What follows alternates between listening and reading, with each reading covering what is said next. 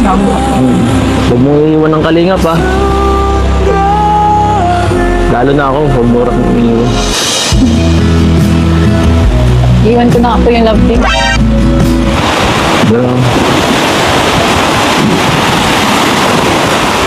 Iiwan mo na ako dun. Iwan ko na po yung love team. Iiwan mo ako? Opo. Iwan ko na yung love team kasi gusto ko.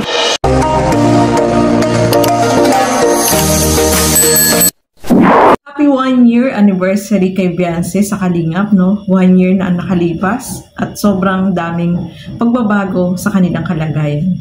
Pero bago natin simulan yan, mga kasukay, mga Kalingap, huwag niyo pong kakalimutang mag-subscribe Val Santos Matubang, Kalingap Rob, at Edna Vlogs. At syempre, supportahan niyo rin po yung aking YouTube channel, Gandang Emmy. Sa mga hindi pa po nakapag-subscribe dyan, please subscribe and please hit the notification bell para lagi po kayong updated sa aking mga ina-upload na mga reaction video. And syempre, supportahan nyo rin po yung aking mga kasama sa Carava, Kalingap Radyo Balitaan, nandiyan si Teacher N, and Kuya Noli Vlog. No? Supportahan po natin mga Kalingap. At syempre, Kalingap Edo, support po natin yan. So, ayan. Eto, panoorin po natin. Ano nga ba yung masasabi ni Beyonce pagkatapos ng 1 taon, no, na journey niya dito sa Kalingap. Tara, panoorin po natin ang video na ito. Sa Team Kalingap, sobrang dami po nagbago sa buhay po namin, ng pamilya ko. Dahil nagkaroon po ako ng pag-asa. Dahil akala ko po dati hanggang doon na lang po kami. Dahil bago po ako matagpuan po ng Team Kalingap, ako po ay kasama ni Mamang nakikipaglabada sa pambuhan po. Mabuti na lang po at andito po si Kuya Val, ang bayani ng Cam Norte, na bumuo po ng Team Kalingap para po tumulong sa mga mahihirap. Noong una po ay dati din po ako mahiyain, walang bilib sa sarili. Pero nang dahil po kay Edu,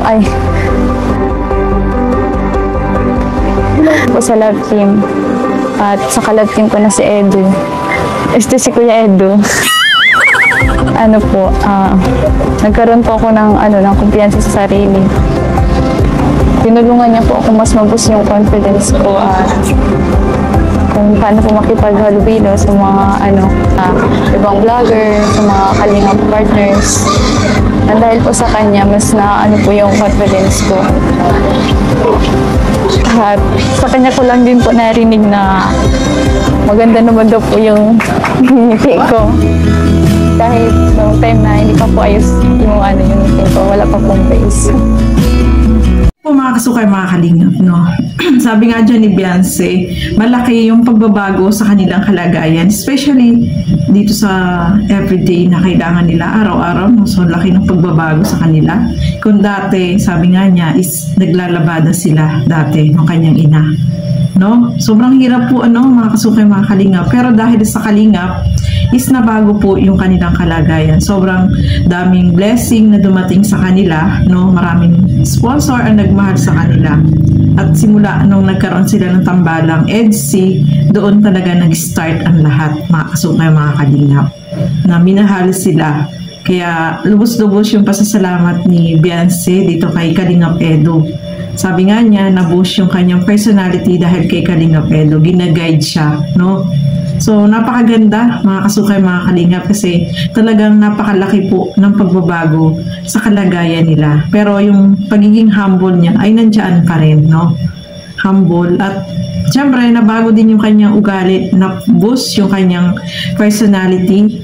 Yung self-confidence niya ay talagang na-boost din po yun, no? Mga kasukay, mga Kalingap. Kaya, sobrang pasasalamat ni Beyonce.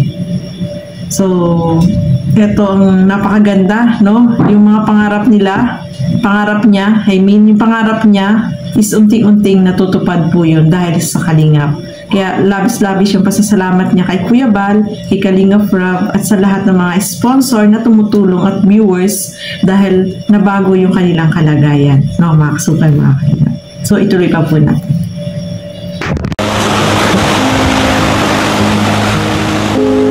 Kamusta po? Okay lang. Siya nga pala. Ganda mo kagabi ah. Sa itim na damit mo. Bagay na bagay. Siya nga pala, buti na lang may nagsundo sa'yo kagabi. Opo, nakakaya na po kasi sa inyo. Nakakaya. Palagi nyo na lang ako hinahatid kahit late na. Pero, okay lang naman kahit wala eh. Kahit ako lang naman, hahatid pa rin naman kita. Dito, kahit madilim. Gaya nung nakaraan, sa pag-practice natin nung nakaraan, di ba? Natig kita kahit inabot pa tayo ng alas 12 na lang. Alaw na nga ako nakauwi nun eh.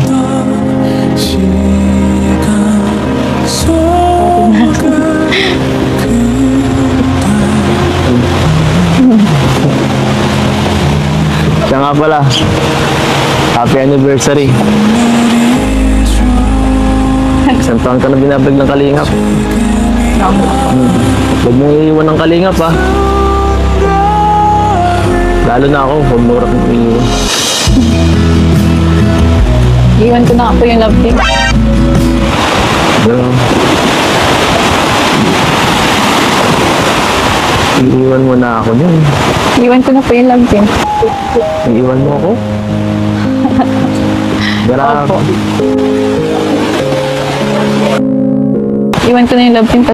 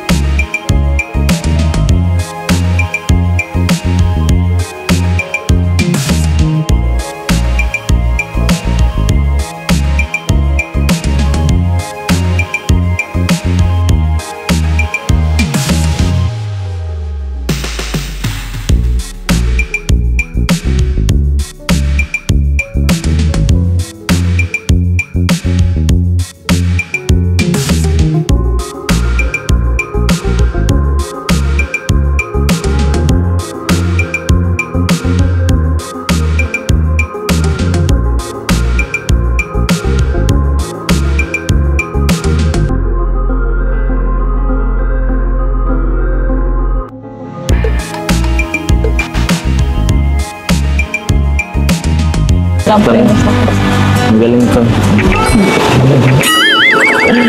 Ano ang sakit dito? Ha? Oo nga. Ay Siyempre, nako, hindi mo masakit po. hindi naman sakit. Napagaling. Napagaling ng Galing na kasi pagbisita. dito ka. Bumisita lang, gumaling na. Ano yun?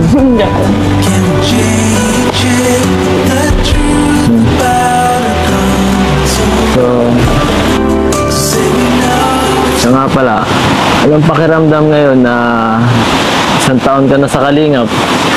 Siyempre, sobrang saya po. Tapos, papasalamat po ito kasi na-spoil po ako ni Doc. Tapos, yun, madami ako naging kaibigan sa sa ating Kalingap. Sila, yung mga Kalingap Angels po. Siyempre, mga Kuya Boys, mga kuya. Nagkaroon ako ng maraming kuya. Maraming ko yun. Saka ikaw. Ano ako? Nakilala din po kita. Ha? Nakilala din po kita. Bakit? Bakit? Anong pagkakaiba naman din? Wala. Same lang.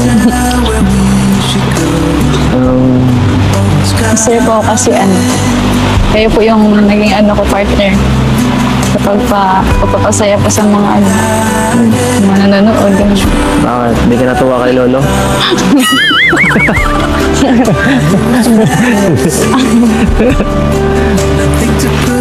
Po mga kasukay mga kalingap, no? Sabi nga dyan ni Beyonce, malaki yung pagbabago sa kanilang kalagayan, especially dito sa everyday na kailangan nila araw-araw, no? So laki ng pagbabago sa kanila. Kung dati, sabi nga niya, is naglalabada sila dati ng kanyang ina, no? Sobrang hirap po, ano, mga kasukay mga kalingap, pero dahil sa kalingap is nabago po yung kanilang kalagayan. Sobrang daming blessing na dumating sa kanila, no? Maraming sponsor ang nagmahal sa kanila. At simula nung nagkaroon sila ng tambalang EDC, doon talaga nag-start ang lahat, mga kasukay mga kalingap, na minahal sila. Kaya lubos-lubos yung pasasalamat ni Beyonce dito kay Kalingap Edo. Sabi nga niya, na-boost yung kanyang personality dahil kay Kalingap Edo. Gina-guide siya, no? So, napakaganda, mga kasukay, mga kalingap, kasi talagang napakalaki po ng pagbabago sa kalagayan nila. Pero yung pagiging humble niya ay nandiyan pa rin, no? Humble. At syempre, nabago din yung kanyang ugali, na-boost yung kanyang personality, yung self-confidence niya ay talagang na-boost din po yun, no? Mga kasukay, mga kalingap. Kaya, sobrang pasasalamat ni Beyonce. So, ito ang napakaganda, no? Yung mga pangarap niya, yung pangarap niya is unti-unting natutupad po yun dahil sa Kalingap. Kaya labis-labis yung pasasalamat niya kay Kuya Bal, kay Kalingap Rob, at sa lahat ng mga sponsor na tumutulong at viewers dahil nabago yung kanilang kalagayan, no? Mga kasukay, mga kalingap. So, ituloy pa po natin. Siya nga pala, yung sa bahay niyo dun, na ginagawa, sobrang ganda na. Malapit na matapos. Binisita namin kanina. Oo nga. Oo. Thank you. Maunahan pa yung bahay ko eh. Thank you po kay Kuya Bal, syempre, sa mga sponsors ko po. Pag naghatid ako doon ng gabi, baka pwede ako doon makitulog. No? Sa labas lang ako. Dadaling ko yung ano ni Kuya Bal. Alin po yung banig? Bira. Siyempre minsan nahatid tayo gabing-gabi eh. Hirap na pagka di ka naaawa sa akin. Baka harangin ako dyan. Welcome naman po doon lahat. Welcome lahat. So pwede ako tumumbay palagi. Kayo po. Everyday. Everyday. Gano'n ba ka talaga? Kadalas. Nasa inyo po yan. Siyempre mamaya ayaw mo akong makita. Bakit naman po? Siyempre tampurot ka. So, Ayan mga kalingap, no? Kalingap Edo, nagpapahiwatig na, no? Sabi niya dyan na kapag nakalipat na sila ng bahay, gusto niya, kapag ihatid niya si Beyonce, doon siya matutulog. Uy, naku naman. Nakakatuwa naman. So, nagpapaalam siya kay Beyonce dyan, mga kalingap. O, diba?